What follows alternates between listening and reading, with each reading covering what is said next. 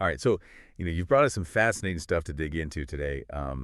Really diving deep into this whole world of acupuncture and Chinese herbal medicine. Right, CHM. Yeah, CHM, exactly. Yeah. And how it might, offer some new ways to think about boosting fertility. So, our goal here is to kind of pull out the most important stuff from these studies, meta-analyses, even looking back at some older data to help you listening understand the potential role these ancient practices could have, in dealing with infertility. Right. Which is a challenge so many people face worldwide. We know there are conventional treatments out there, but it's clear there's a growing interest in these more well-complementary approaches, and for good reason, as we're going to see. Absolutely. Okay, so let's just jump right in. Yeah, let's do it. The first thing we're going to look at is the evidence for how acupuncture and CHM are actually being used for specific fertility conditions. And the first one that pops up in your research is PCOS, polycystic ovary syndrome. Yeah, PCOS. Yeah. It involves these hormonal imbalances that mess with ovulation. And what's really interesting when we look at all this research you've gathered is the consistent signal, pointing towards potential benefits from both acupuncture and CHM. For example, that 2022 meta-analysis showed a pretty noticeable increase in both clinical pregnancy rates and, importantly, ongoing pregnancy rates. Right. For women with PCOS who are undergoing IVF and also receiving acupuncture. Yeah, and that's a key distinction, right? Because it's one thing to get pregnant. Exactly. To have an ongoing pregnancy, that's huge. Absolutely. Yeah. It suggests that acupuncture might not just be helping with initial conception, but also with maintaining that pregnancy. Right, which can be tough. Exactly, especially in this group. Absolutely. So we're talking a relative risk of 1.33 for clinical pregnancy and over 2 for ongoing pregnancy. Yeah, significant. Not numbers to ignore. And it's not just about the results. Right, yeah. The sources you provided actually offer clues as to how acupuncture might be doing this. Like the study in the American Journal of Physiology, Endocrinology, and Metabolism that you pointed out suggests that it helps to regulate those irregular menstrual cycles and bring down androgen levels, right, which are often elevated in women with PCOS. Yeah, and if we connect this to the broader picture, CHM seems to be working in a similar way. A complementary way. Yeah, complementary, that's the word. That 2015 meta-analysis you found is pretty striking. It says that CHM actually doubled the pregnancy rate. Wow. In some cases, compared to just Western medicine alone. And the researchers think this is likely because CHM can further support ovulation and help balance those hormones. Okay, so let's move from PCOS to another big challenge for a lot of people, endometriosis. Right. And just as a quick reminder for everyone, this is when tissue similar to the lining of the uterus grows outside the uterus. Yeah. Which can be really painful. Absolutely. And can definitely impact fertility. Yeah. What did your sources say about how acupuncture and CHM might play a role here? Well, the 2017 systematic review pointed to a really interesting possibility for acupuncture. Okay. It may help to boost blood flow to the uterus. Interesting. And I guess that makes sense, right? Enhanced blood flow could help with implantation. Exactly, which could be a real problem for women with endometriosis. Right. And it seems like CHM is playing a role here, too. The sources suggest that when CHM is combined with RT for women with endometriosis, pregnancy rates are higher. Yeah, they tend to be higher. Yeah. And the thinking is that it's because of those anti-inflammatory properties in the herbs. Right. And their ability to help build a stable endometrial lining. So like a two-pronged approach. Exactly. And that 2020 retrospective analysis of data from that Korean medicine clinic is pretty remarkable. They reported a 66% live birth rate. Wow. Among women with endometriosis who were treated with CHM. Now, it's a retrospective analysis, but that's a pretty significant real-world outcome. Yeah, for sure. Okay, so we've talked about conditions that can impact, the environment for a potential pregnancy. But what about the basic building blocks themselves? Right. So let's talk about egg quality. Yeah. That's a huge factor, right? Yep. Especially as women age. Absolutely. Do acupuncture and CHM have anything to offer here? The research seems to suggest that they do. A 2018 study observed higher rates of good quality eggs in embryos after acupuncture treatment. Interesting. It hints at a positive effect on how the ovaries are functioning. Okay, and CHM seems to be even more targeted. Yeah, potentially. A 2019 study found that CHM could actually optimize the environment inside the ovaries. They saw increased levels of anti-Mullerian hormone AMH in women with diminished ovarian reserve who received CHM. Okay, so backing up for a sec. AMH is a marker of ovarian reserve. Right. So the fact that CHM might affect AMH levels suggests it could potentially support egg development at a really basic level. Exactly. And diminished ovarian reserve is a major hurdle for a lot of people. Yeah, for sure.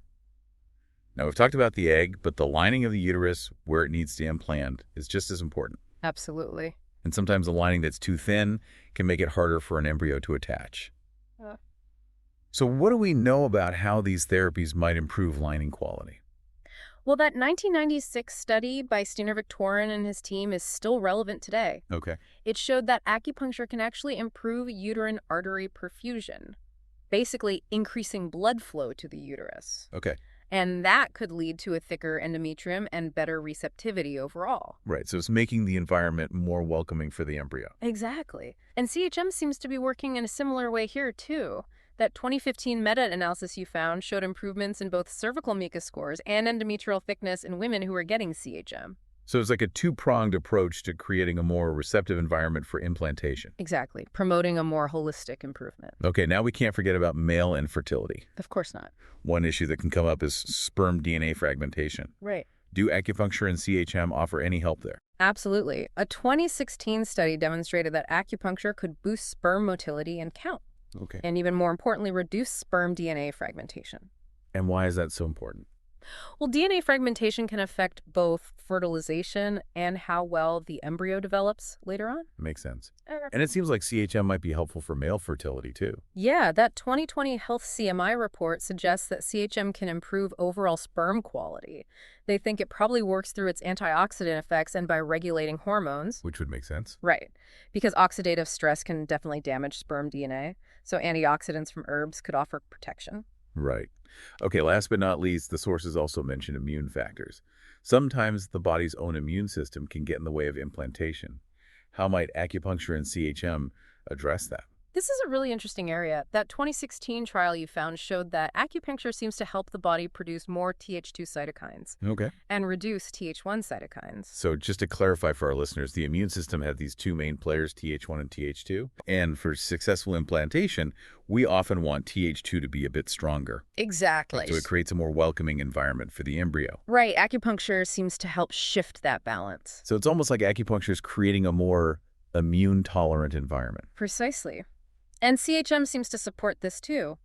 The studies indicate it can help regulate the immune system by reducing inflammation and oxidative stress. Okay. That 2017 metabolomics analysis of PCOS patients who were treated with CHM showed some of these positive changes in inflammatory markers.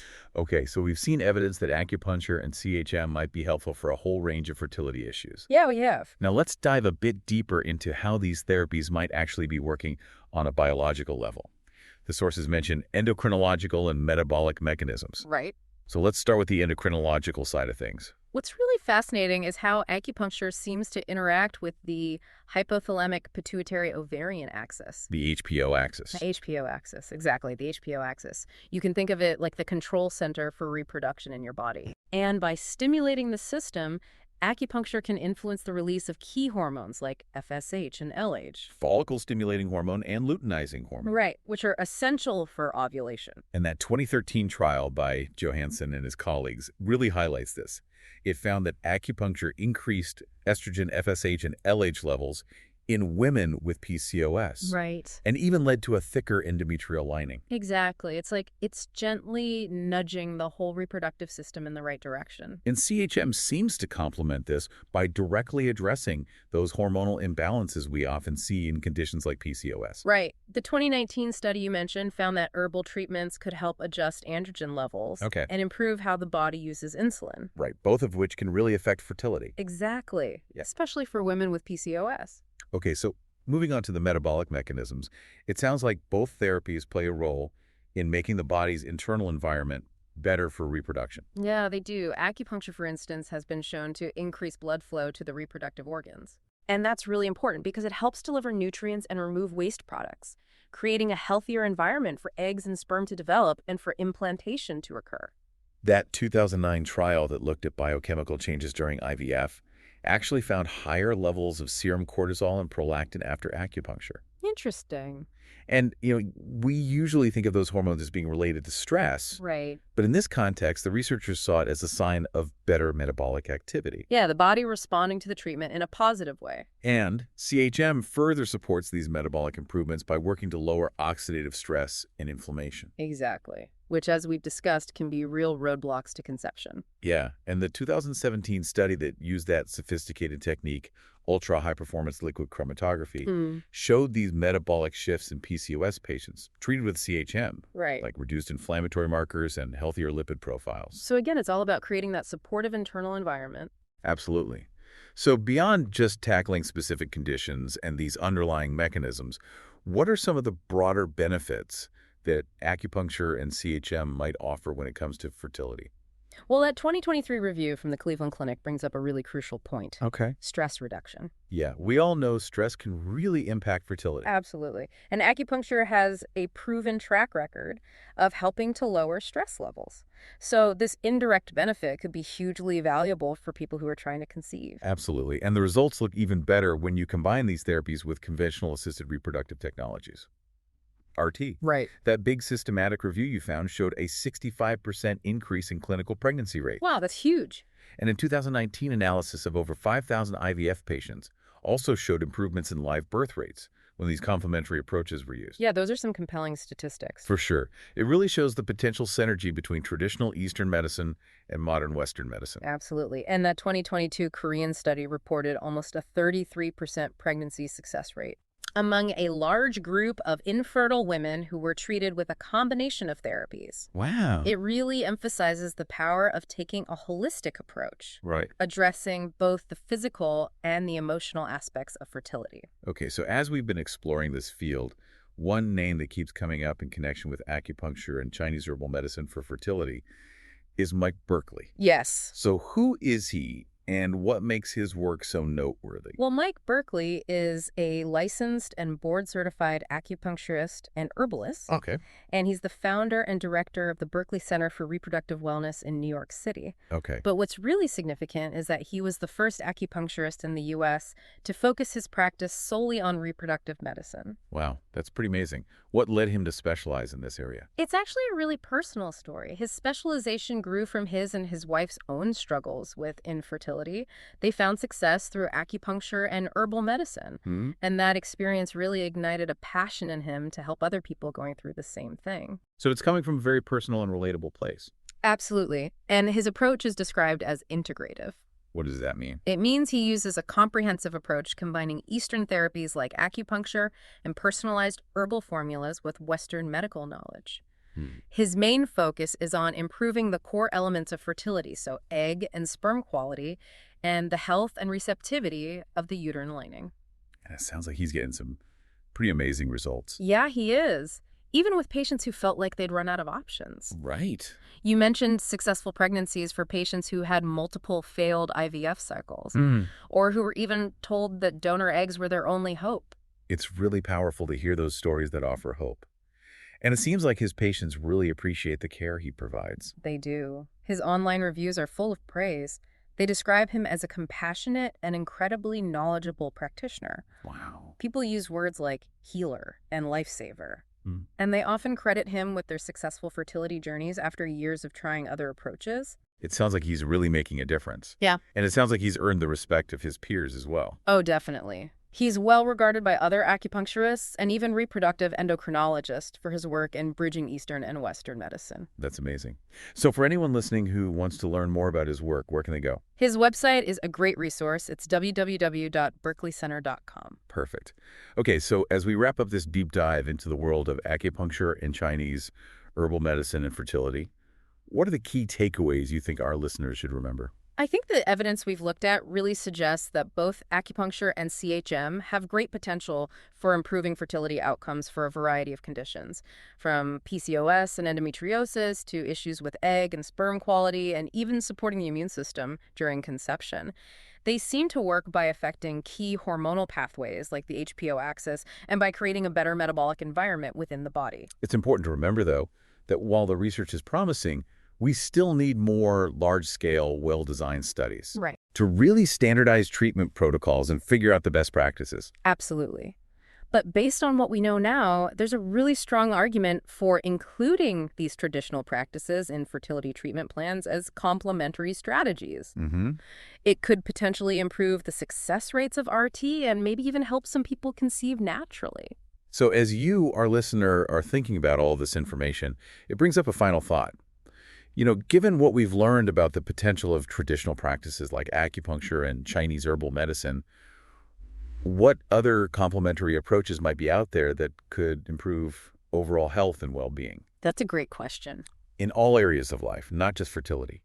It really makes you think about how connected different systems in the body are It does. and the value of exploring different ways to heal. Absolutely. Thanks for joining us on this deep dive. It's been a pleasure. See you next time. See you later.